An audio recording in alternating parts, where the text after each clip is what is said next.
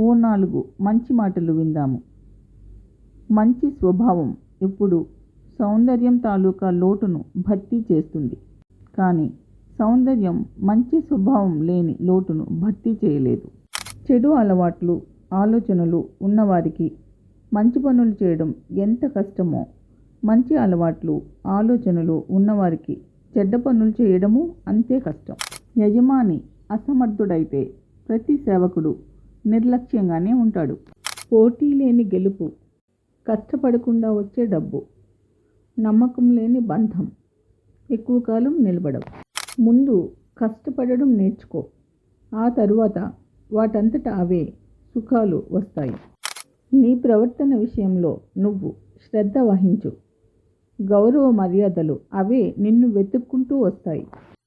ఆరోగ్యం బాగా లేనప్పుడు అమ్మ విలువ, ఆర్థికంగా బాగా లేనప్పుడు నాన్న విలువ తెలుస్తాయి.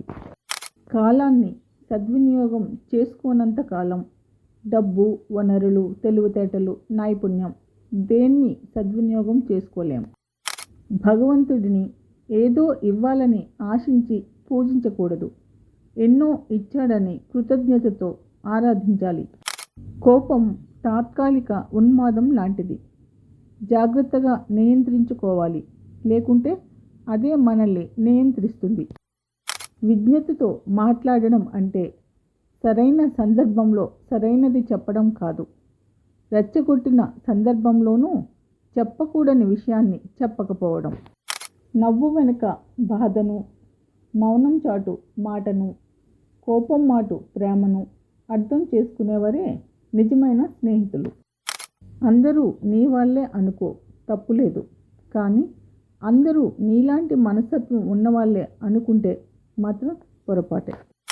పని చేయడానికి లంచం అడగడం మాత్రమే అవినీతి కాదు. జీతం తీసుకొని సక్రమంగా పని చెయ్యకపోవడం కూడా అవినీతే. ఎప్పుడు ఎక్కడ ఎంత తగ్గాలో తెలిసిన వాడికి ఎలా నెగ్గాలో కూడా తెలుస్తుంది. సమస్యలకు, సవాళ్లకు భయపడి లక్ష్యానికి దూరం జరిగితే విజయము నీకు దూరం జరుగుతుంది. ఇది మీకు తెలుసా? ఆన్లైన్ గేమ్స్ని రూపొందించే ఎపిక్ గేమ్స్ సంస్థ CEO టిమ్ స్వీనే అమెరికాలోని కరోలినాలో 50,000 ఎకరాల భూమిని కొన్నాడు.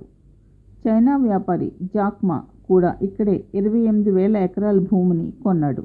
అయితే వీళ్ళు ఇక్కడ భూమిని కొనడానికి కారణం వ్యాపారాలు చేయడానికి కాదు, ఆ ప్రాంతంలో అడవిని, అక్కడ జీవన వైవిధ్యాన్ని కాపాడటానికి.